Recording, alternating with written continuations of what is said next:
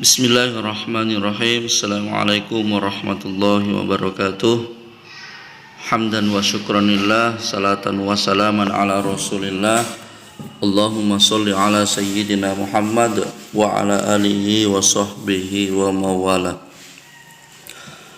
Alhamdulillah, pada kesempatan yang berbahagia ini kembali lagi berjumpa di akun YouTube Wewin Official.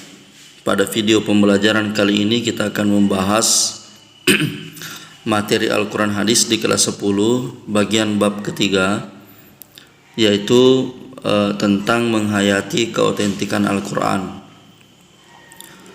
Baik hadirin yang sama berbahagia, langsung saja kita pada intinya.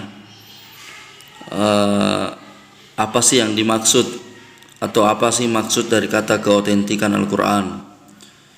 Jadi maksud dari kata keautentikan Al-Quran itu adalah kesohihan atau keaslian Al-Quran. Jadi pada kesempatan ini kita akan membahas tentang keautentikan Al-Quran atau keaslian Al-Quran untuk menghilangkan keraguan-raguan kita terhadap Al-Quran itu sendiri. Baik hadirin yang sama berbahagia, pada kesempatan yang berbahagia ini kita akan membahas tentang penjagaan Allah terhadap Al-Quran, kemudian konsep turunnya Al-Quran, pemindahan Al-Quran secara mutawatir.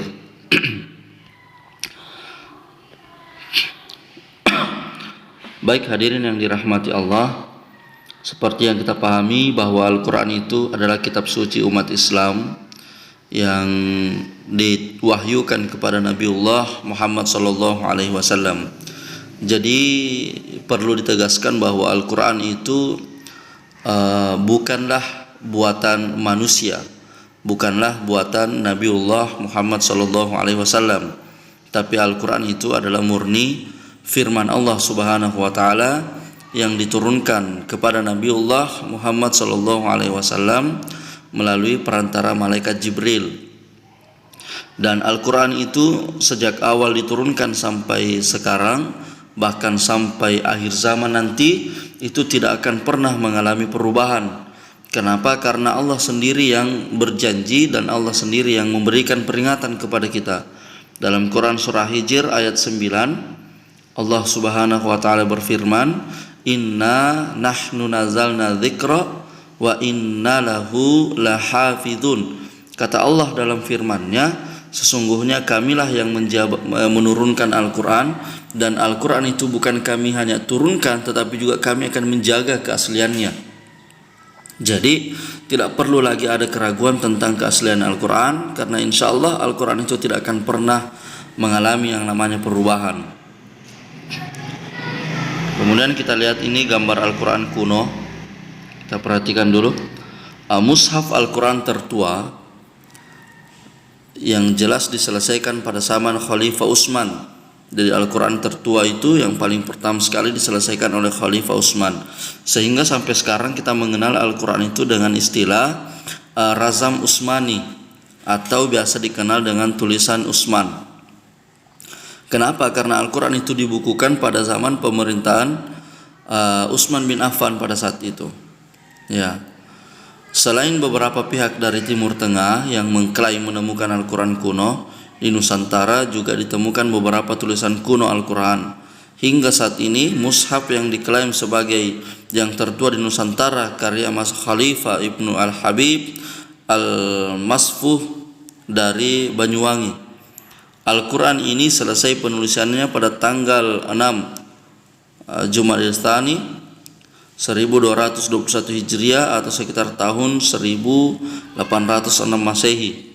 Nah, kini mushaf itu berada di Perpustakaan Nasional Malaysia. Jadi itu ya tentang sejarah kesucian dan keaslian Al-Quran. Jadi Al-Quran itu insya Allah tidak akan pernah mengalami perubahan. Nah ini diulang lagi firman Allah, "Inna nahnu nazalna dzikra wa inna lahu lahafizun." Jadi Al-Quran itu yang menjaga adalah Allah. Kemudian kemurnian dan keautentikan Al-Quran selalu terjaga sejak saat diturunkan kepada Nabi Muhammad hingga akhir zaman kelak. Jadi Al-Quran itu sejak turun awal pertama sampai akhir zaman nanti, sampai kiamat nanti, insya Allah tetap akan asli. Tidak akan pernah ada perubahan dari segi keindahan bahasa, kandungannya, serta tuntunan hidup umat manusia dan kemujizatannya yang ada di dalamnya itu tidak akan pernah berubah. Karena Al-Quran itu sebenarnya juga termasuk mukjizat. Al-Quran itu adalah salah satu mukjizat yang dimiliki oleh Nabiullah Muhammad, dan dia masuk pada kategori mukjizat terbesar. Jadi Al-Quran itu adalah mukjizat terbesar yang dimiliki oleh Nabiullah Muhammad SAW, yang mana dia berfungsi sebagai petunjuk, pemberi peringatan, sebagai obat, sebagai pembeda antara yang hak dan yang batil. Sekarang kita lihat hadirin yang dirahmati Allah, ada beberapa tantangan Al-Quran yang dimaksud ya untuk menantang para orang-orang yang tidak percaya bahwa Al-Quran itu adalah firman Allah. Maka pada saat ini Allah pada saat itu di dalam Al-Quran Allah kisahkan bahwa Allah itu menantang orang-orang yang tidak percaya tentang Al-Quran sebagai firman Allah. Apa itu? Yang pertama, coba kita lihat. Al-Quran menantang siapapun yang meragukan kebenaran Al-Quran. Jadi kalau ada yang ragu tentang kebenaran Al-Quran, boleh kemudian dia membuktikan keraguannya dan melaksanakan tantangannya, dan sampai kapanpun insya Allah dia tidak akan pernah mengalahkan Al-Quran, karena Al-Quran itu adalah murni firman Allah Subhanahu wa Ta'ala. Nah, ini di dalam Quran surat Tur, mereka berkata, Muhammad, mereka lah yang tidak beriman, kecobalah mereka membuat yang semisal dengan Al-Quran. Diperintahkan kepada mereka membuat yang semisal dengan Al-Quran kalau bisa. Ajak semua penolong-penolongmu, termasuk jin dan iblis, kecuali Allah. Kalian percaya kau tidak akan pernah mampu membuat yang semisal dengan Al-Quran. Al-Quran menantang siapapun yang meragukan kebenaran Al-Quran untuk mendatangkan 10 surah yang semisal dengannya. Ya.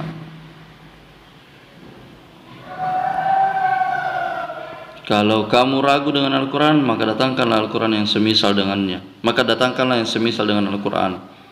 Tapi ingat, tidak akan pernah ada yang mampu menyaingi Al-Quran.